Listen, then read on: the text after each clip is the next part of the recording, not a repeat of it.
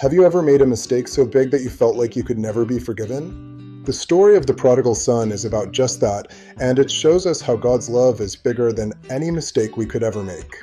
In a land far away, there lived a kind father who had two sons. He loved them both dearly and provided them with everything they needed. One day, the younger son approached his father with a surprising request. He wanted his share of the inheritance, right then and there, a bold and unusual demand. His father, with a heavy heart, granted his wish, dividing his estate between his two sons. Luke 15 verse 12 tells us, "Father, give me my share of the estate." With his newfound wealth, the younger son traveled to a distant land, indulging in a life of reckless pleasure. Money flowed like water, and he surrounded himself with friends who enjoyed his generosity, but perhaps not his company. As Luke 15 verse 13 describes, he squandered his wealth in wild living, chasing fleeting pleasures and temporary companions. But soon, his fortune ran dry. A severe famine struck the land, and the younger son found himself in desperate need. He had no food, no friends, and nowhere to turn, utterly alone in his destitution. Luke 15 verses 14 to 16 vividly paints this picture. After he had spent everything, there was a severe famine in that whole country, and he began to be in need. He longed to fill his stomach with the pods that the pigs were eating, but no one gave him anything. In his darkest hour, the younger son finally came to his senses. He realized how foolish he had been and how much better even his father's servants lived. He thought, "How many of my father's hired servants have food to spare, and here I am starving to death." Luke 15 verses 18 to 19 captures his resolve. "I will set out and go back to my father and say to him, 'Father, I have sinned against heaven and against you.'"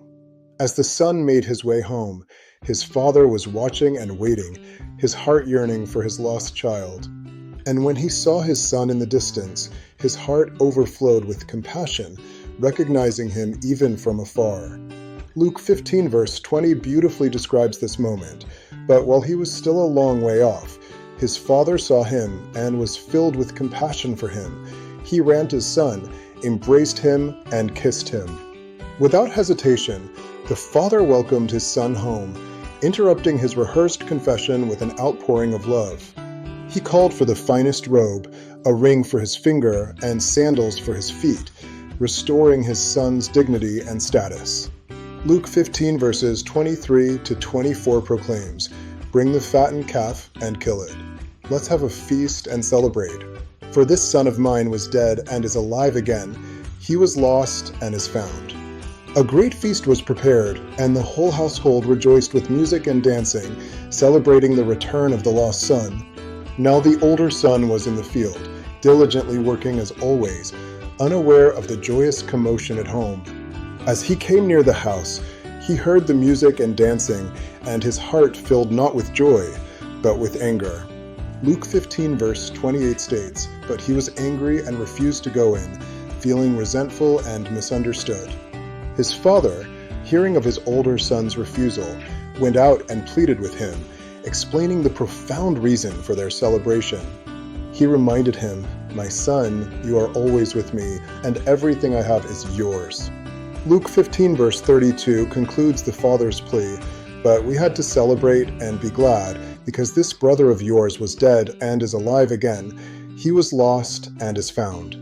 The story of the prodigal son teaches us that no matter how far we stray, God's love is always waiting to welcome us home. Forgiveness is always possible, and reconciliation brings immense joy, just as the Father forgave his sons.